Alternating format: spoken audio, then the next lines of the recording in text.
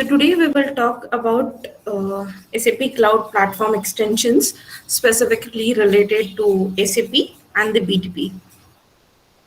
So the agenda for the session is introduction to SAP BTP, getting started with BTP, introduction to extension cloud, the type of extensions which are available in SAP, a little bit of demo, the resources and the references. So now what does BTP stand for? BTP is basically the business technology platform. Okay, now when I say platform, it's it's a part of a cloud computing where platform as a service it will act, and BTP says that it is a platform for an intelligent enterprise. Okay, now what does an intelligent enterprise do is it makes everyone available with the continuous innovations with the intelligent technologies, including RPA, robotic process, and few other things. This is just the formal definition which we have for the BTP. Now, what all BTP offers is BTP offers you with the databases and the data management, which include HANA, DWC, and few other things. Analytics is a part where you have SAC, which will help you to write these stories with the live data. Then there is the another stack which says the application development and integration. So what we are going to cover is in the application development and integration. And the intelligent technologies are robotic process, IoT, ML, and few other things. So now, in case you are getting started with BTP, so you will have this cockpit. In case if you're getting started, what you have to do is you have to get started by registering yourself with the SAP TechEd 2020. They have made it available for a year duration, and then you can just renew it for like after 30 days. The renewal is there. In case you don't log in, that will get expired and you can again consume it. Okay, so this is the cockpit where you get started with. You will have the business applications tool and few other things, the resources and all. Okay, so if I go to my trial account, what all I get. Okay, now when I say that I am into BTP, there would be a global account and there would be some sub accounts as well. Okay, so sub accounts are basically enabling you with the organizational spaces and the development environment and few other things.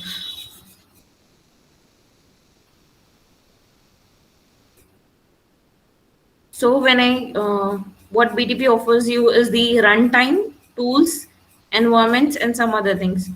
So there are two runtimes which are provided by default, depending on the environment which you choose, okay, or the data center which you choose. Suppose if you're creating a data center, you get a region. Depending on to the region, you are by default choosing a hyperscaler or a data center for yourself.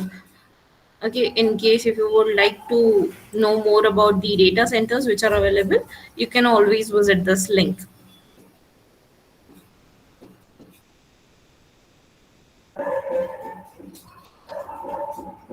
Now with the Cloud Foundry, for me the Cloud Foundry is enabled, so I'll be working in a Cloud Foundry environment.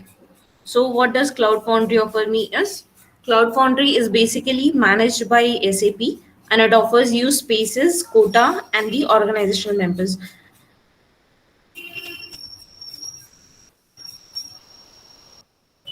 What does spaces do is they have all your hosting for apps and few other things. And in case if you're not having any services, then you can always go to service marketplace and then just subscribe those services.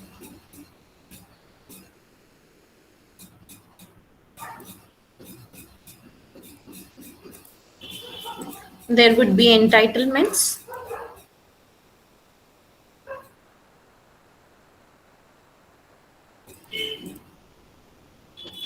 Now the entitlements will show you what are the available services for you and what can be enabled.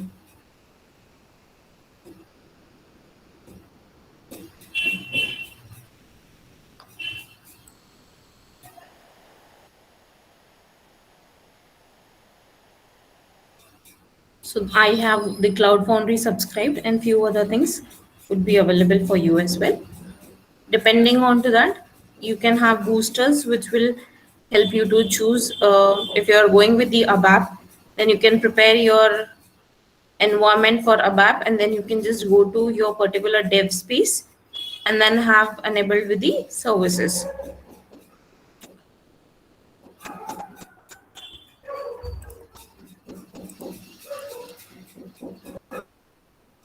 So this was about starting with the BTP. Now the extension suite. When extension suite will basically give you the runtime tools and a framework and few other things. In context with particularly SAP, the extension suite will offer you the digital experience, development efficiency, and the digital process automation. With the digital process automation, you will have the workflow management, the IRPA, and few other things. I'll be focusing on to the development efficiency. Okay. And the extension types would also be available. So I'm giving a very small demo which says that.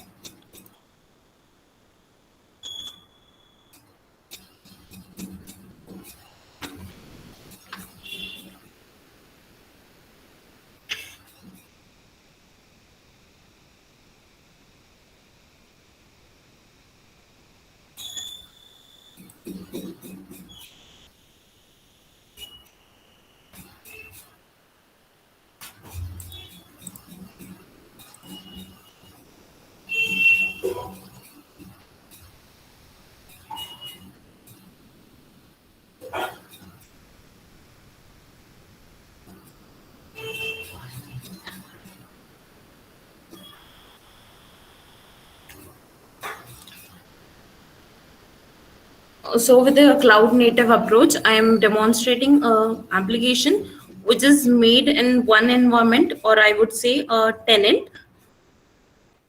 Then that application is made available to the different users with the help of a role and some other things. So for that reason, I have already subscribed a service from the Business Application Studio.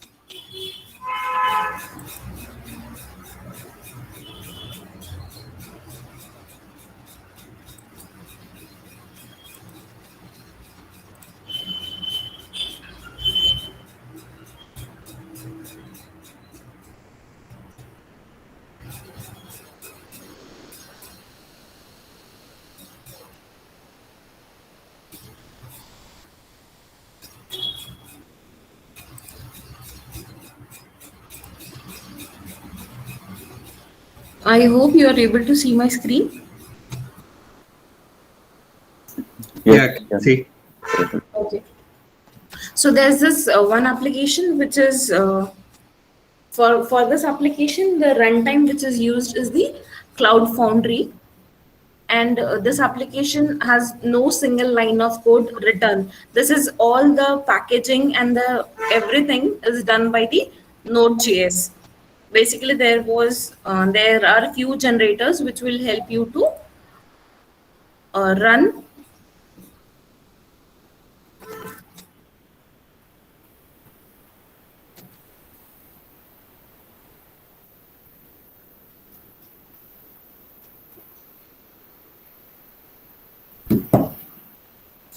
So this is the one of the template which I have used. Okay. So now in case I'm using SAP HANA Academy as a template, which is already an extension provided. Okay. So I just need to have the installation for that. In case if you're willing to go with some other installations also, you can go with open source like Python and all you have to do is you have to install and then you can just get started. Okay, so for this I'm using the HANA Academy tutorial. The human is the generator which I have used for that. Okay, now here I'm not writing a code because I'm using the API from the API hub. Now API hub is providing me with the connectivity, and the connectors which I want for this is the cloud, S4 HANA cloud. In order to have the S4 HANA cloud running in my environment, I have already activated the server, and which says that it is running. The instance for my application is already running. In case I want to go with what is running and what is happening, there is provision for you to open the application in HANA Cockpit, and you can actually explore what are the command and what is the data which is all running. Okay, so in order to run my application with the API hub services, all I have to do is activate a HANA subscription in my environment, which is uh, which is done by creating an instance. If you go to my sub account, you will be able to see that the service has already been subscribed into my particular dev space. If it is not active, then you can go to service marketplace and then create the instance. You will have that enabled for you. So for me, the instance is running, and I can see that I'll pick up this product because I am looking where there would be a lot of APIs which are available. In this extension, all you have to do is you are just consuming this. You are not actually creating it, but you are consuming it. So there's one API. If I'm choosing, then I can pick up any of it. But in case if you are going with the authentication for your app, then all you have to do is you have to go with the key which is available, that's called as API key. Now what does this API key does is it basically authenticates your application. Just like in case if you're going with the Fury application and you click on the tile and you don't get the tile navigated with the specific semantic objects and all, you see that you are not authorized for that particular OData. So in this context only, the API hub is working. In order to have the authentication, you need to have the API key.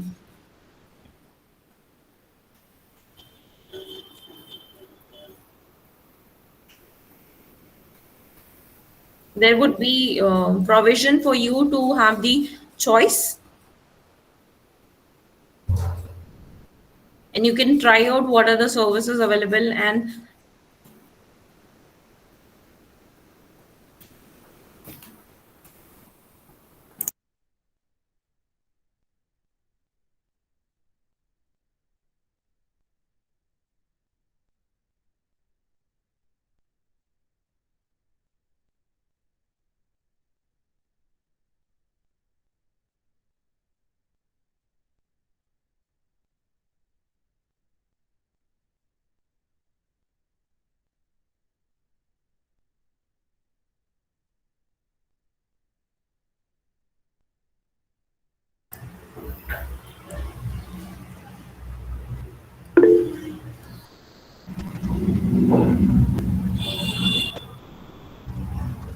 Puneet, can you see my screen? Yeah, it's now available. Yeah, it's getting. I mean, it's not completely loaded. It's blurred. Now, Oh yes. Okay, done. okay. So in case you are planning to go with the sales order or the if you're looking for basically your already created OData or any kind of consumption is already available, you have to choose the API key.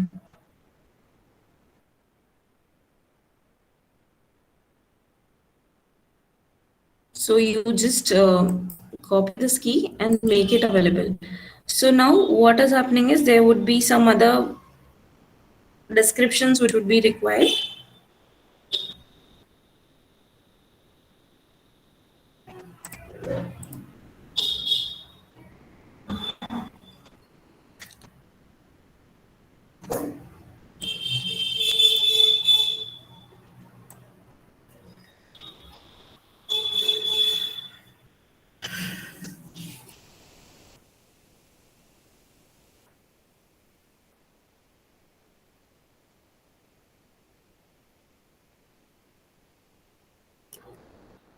So the external API which we are using is from the S4 HANA Cloud.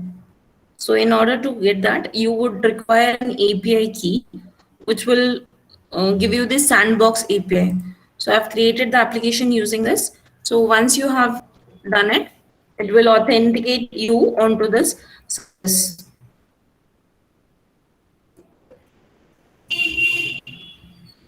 You can enable the CI/CD and few other things like event mesh and the SAS multi-tenancy. So once that SAS multi-tenancy is available in your app, what all happens is, if I say SAS multi-tenancy is available, so one you can deploy the app onto one tenant and then it can be consumed onto the another tenant. So once the application is generated and all, what happens is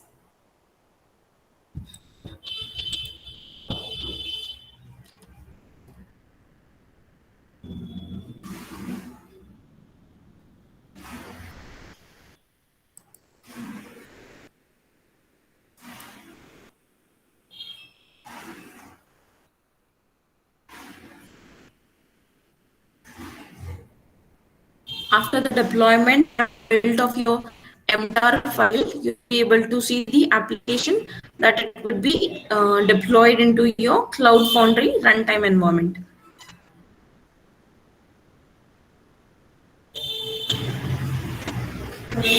Once your application is deployed, it will be visible into your dev spaces.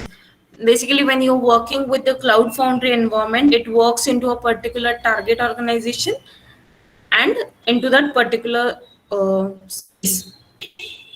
Just like when we develop any kind of application, it works into different workspaces. So onto the cloud, you into the specific Cloud Foundry environment, you'll have the targeted organizations and the targeted dev spaces.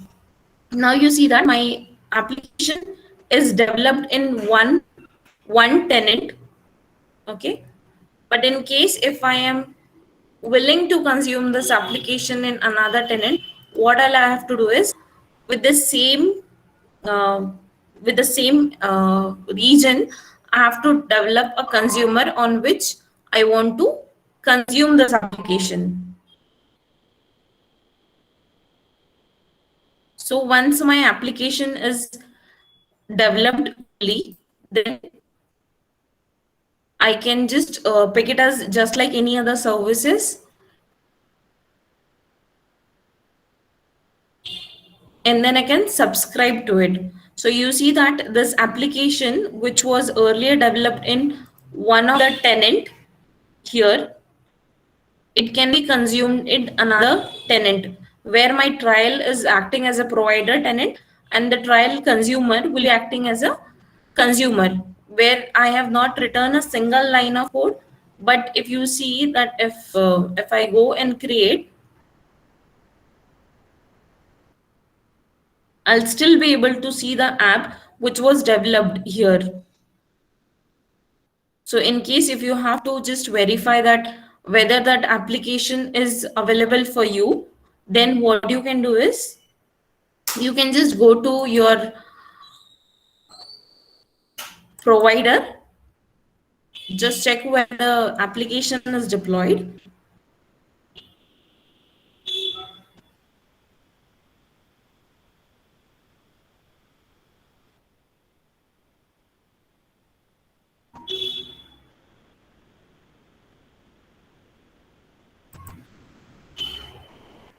It would be deployed in the Cloud Foundry dev spaces.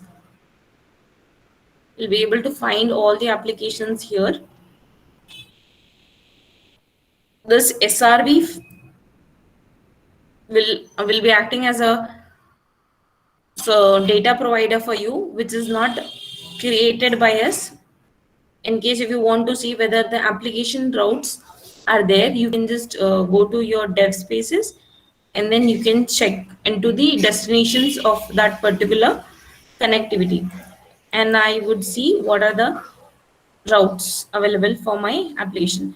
Now you see that there are two application routes. One is with the C, and which is my consumer, and one is not having any other URL. If I open these two different applications,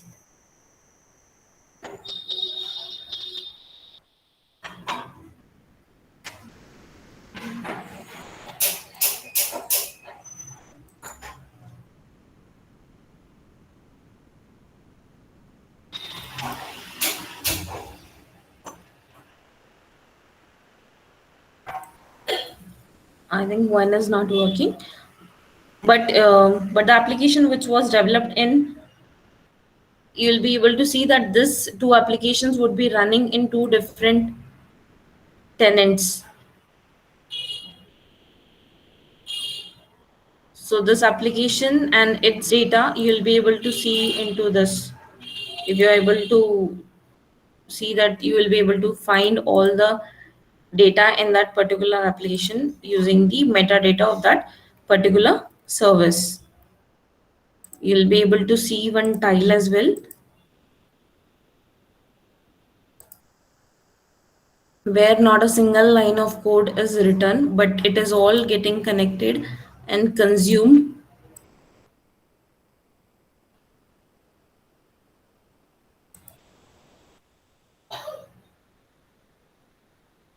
Where it is getting connected and consumed from the API hub.